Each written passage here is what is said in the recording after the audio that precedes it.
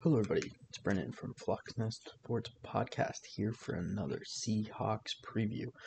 It is week 11, and the Seahawks are taking on the San Francisco 49ers on the road. This game is Sunday at 1:25 p.m. Pacific, 4:25 p.m. Eastern. The exciting preview for us here today. The Seahawks are coming off the bye week. Obviously, didn't play last week. Very exciting division rival on the road. Should be an interesting game. Hopefully Seattle can play better than they have been in the past couple of weeks. Let's get right into it with some news Seattle had come out of their camp after the bye week. So obviously we talked about this on the main podcast. Terrell Dotson, the starting linebacker, leading tackler of the Seattle Seahawks, has been cut by the Seahawks. He ended up signing with the Miami Dolphins. So he's no longer with the team.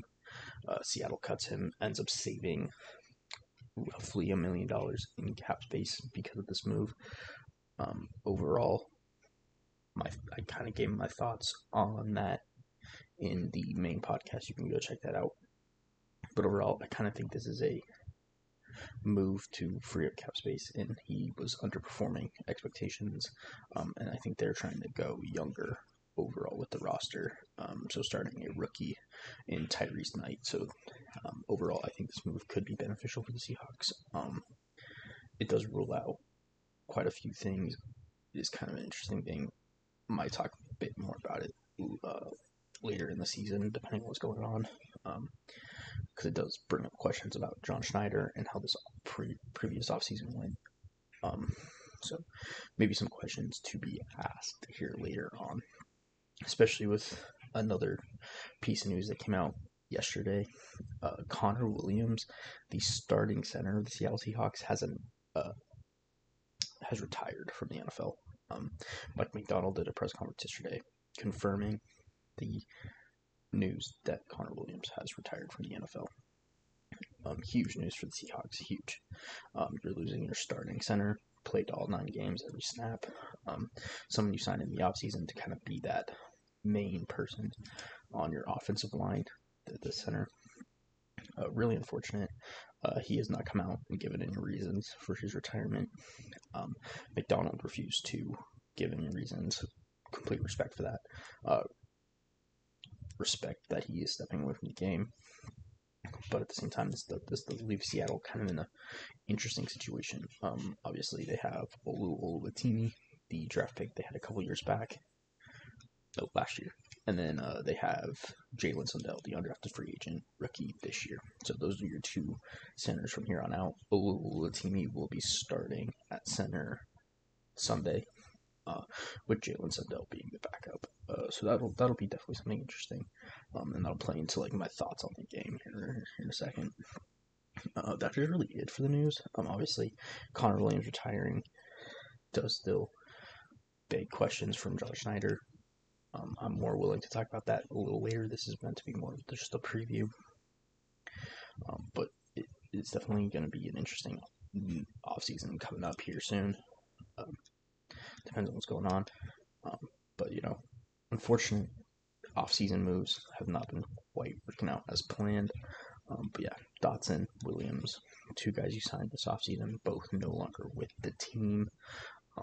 Plus others like Jerome Baker, who's also no longer with the team.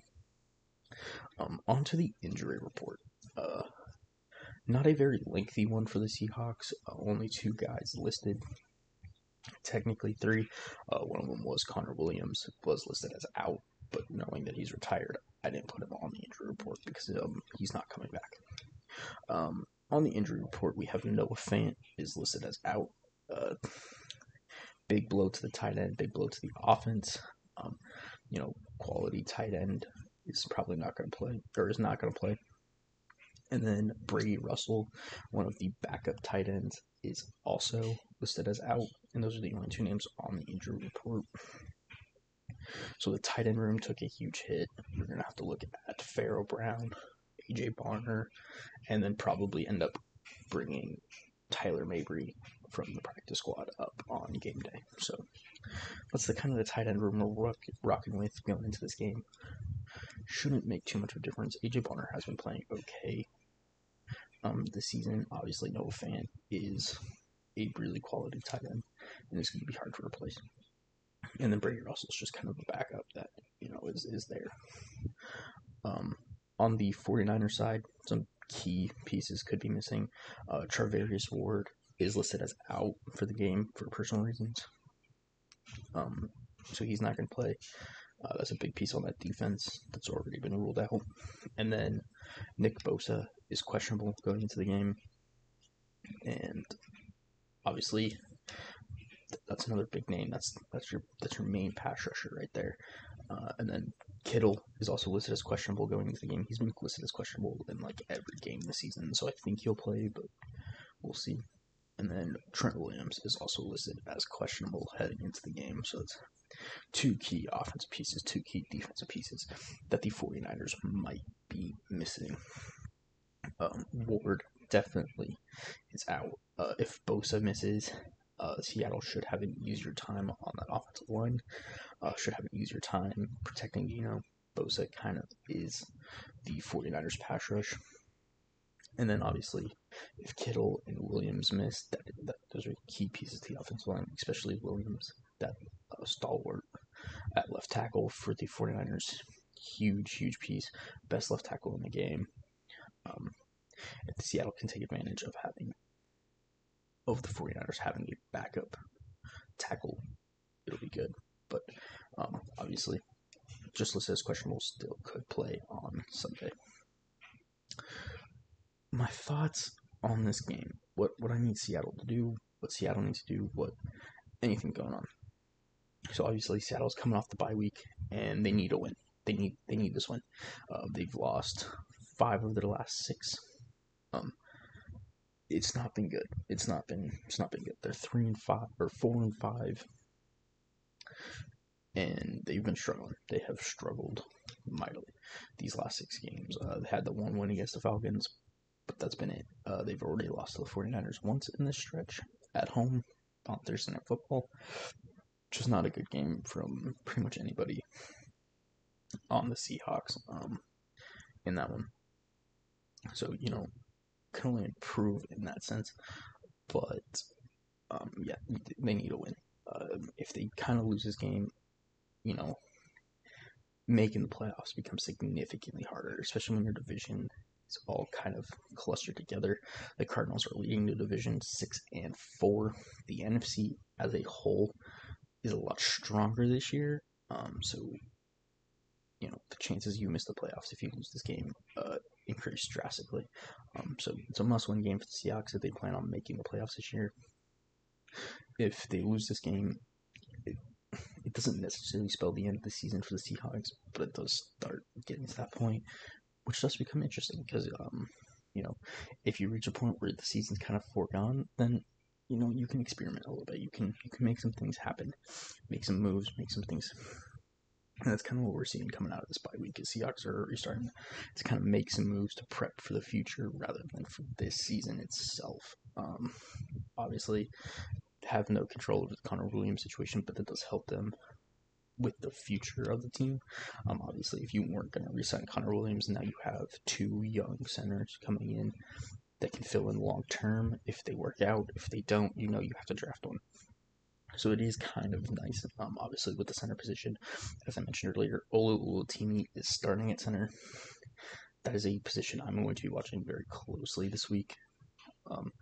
Connor Williams, before retirement, had issues with the snaps going over Geno's head.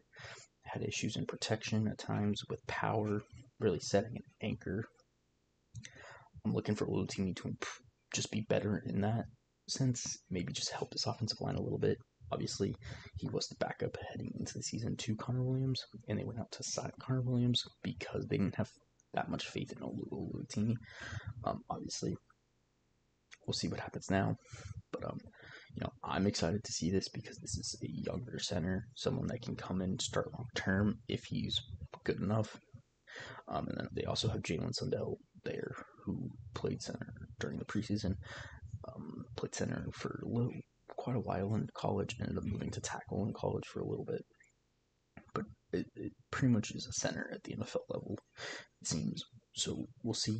Maybe Seattle likes more of those two in the coming weeks, and we kind of see that going forward for this team. We'll start maybe seeing more offensive line changes as the season goes on. That's remained to be seen. So far, it's staying the same with Anthony Bradford still getting the start at right guard, Tomlinson starting at left guard. The one thing that is changing on that offensive line is Abraham Lucas is back.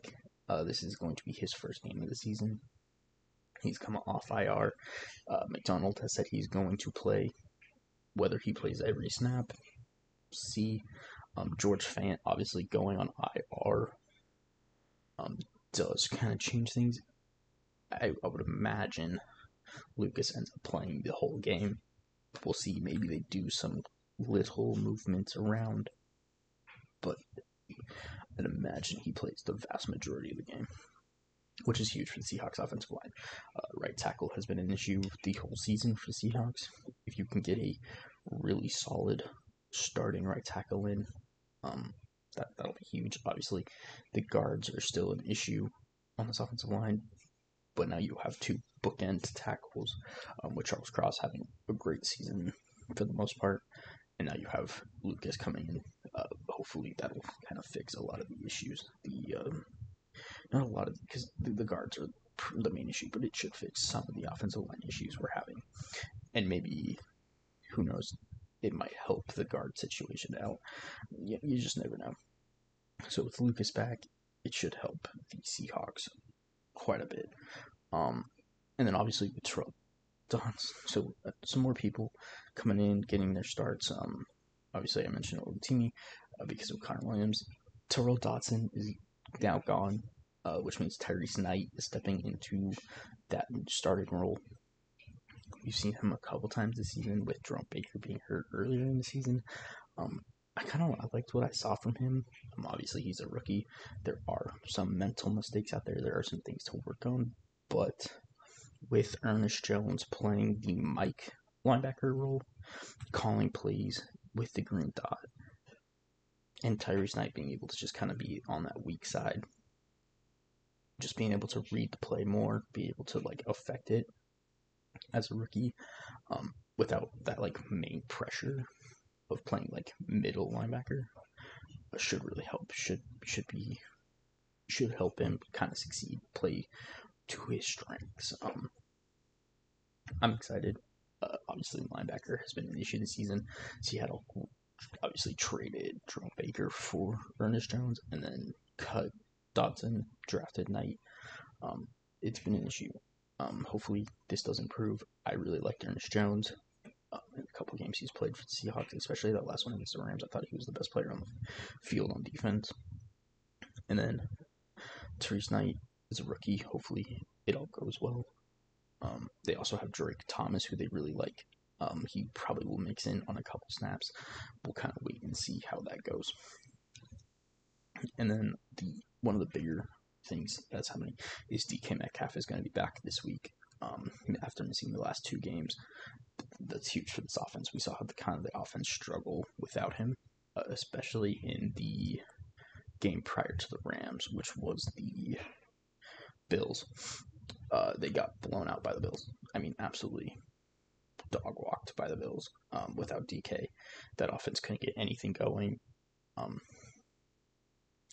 And with DK back, it should help the offense get more involved, or should help the offense out, should get them moving in the right direction. So DK is going to be huge coming back in this game, especially without Trevor Sword, one of the key corners. Obviously, the 49ers just extended Lenore, so they have a lot of faith in him, so he'll probably be on DK most of the game, but then it's some lesser known guys covering Lockett, JSN, and JSN just had a huge game against the Rams. So hopefully with DK back, that opens up JSN and Lockett a little bit more. Without Fant, it's really important that DK's back, get the offense going without the tight ends. Barner has been kind of iffy in the pass catching sense, but it's been pretty good blocking. So obviously there's some things there. Hopefully K9 can get going as well. As I mentioned earlier, the 49ers are kind of missing some key pieces. So if those key pieces are not in, especially like Trent Williams, we saw last year without Trent Williams, they lost 3 games. Trent Williams missed. 49ers lost all 3. So there is some correlation there. So if Trent Williams isn't in this game, that is a huge, huge positive for the Seahawks. Obviously, I'm not here for, I don't want to root for injuries. I don't want anyone to miss games. I would like the Seahawks to beat the 49ers at their top strength. But take what you can get, I guess, in a way. If he's injured, he's injured. You just got to play. So if that's the case, that's a huge boost to the Seahawks' chances of winning this game. Along with Kittle and Bosa, if they both miss, if all 3 of those names miss, it becomes a significantly different game, in my opinion. But this is all we have to wait and see. We won't know anything until tomorrow, probably, unless Shanahan wants to reveal anything early, which he doesn't normally, with obviously the Christian McCaffrey situation that happened earlier in the season. And then keys to the win. Keys for the Seahawks to win. They need to protect Geno.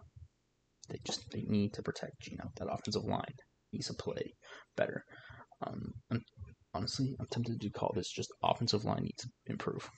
They need to block for Kenneth Walker, and they need to block for Geno. That's the main one. Keep Geno protected. Give Kenneth Walker a chance to get going. And the Seahawks have a good chance on offense. On defense, they have to limit CMC. He just came back came back last week against Buccaneers. Had a decent game, not great, but we'll start to see him really ramp up and become the CMC of the past. So in this game, Seattle really has to be good on run fits. That involves the linebackers, that involves the D-line.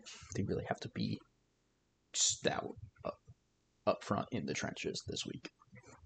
And then just play sound football. That sounds simple. Limit penalties. Don't do anything stupid. Don't beat yourself. I think that sounds the easiest, but it's probably the hardest. But yeah. So I think those 3 are really the keys to the game. Limit CMC, protect Geno, and limit penalties. Don't do anything really stupid. No snapping the ball over your quarterback. No false starts, holdings, things that wipe out big plays. Limit pass interferences. Limit defensive penalties too. Get them off the field. So that's really my keys for this week. And hopefully Seattle can get the job done. Prediction-wise, I would say the Seattle are going to lose this game. It's in San Francisco, a hard place to play. Seattle is not traditionally good against San Francisco recently. San Francisco has won 6 in a row, I believe, against Seattle, including playoffs. So, it does not look good for Seattle. But overall, my prediction is San Francisco 23, Seahawks 17. Should be a close game, but I think San Francisco is just going to get the job done, and Seattle, unfortunately, isn't. So yeah, that's my prediction. Kind of going with more of a realistic rather than a homer prediction. Obviously, would love the Seahawks to win, but it's not looking likely. I think that does it for us here today on this preview. If you enjoyed it, make sure to like, subscribe, comment. Let me know if you want me to change anything with these previews. You want to talk about something specific, slow down, speed up, anything like that. Make sure to check out the main podcast. Those episodes drop every Wednesday. And then also check out the Ravens previews that Dallas will do, my co-host. Really appreciate that. Yeah, go give that some love. Comments, like that video too. And that being said, have a good rest of your day and bye.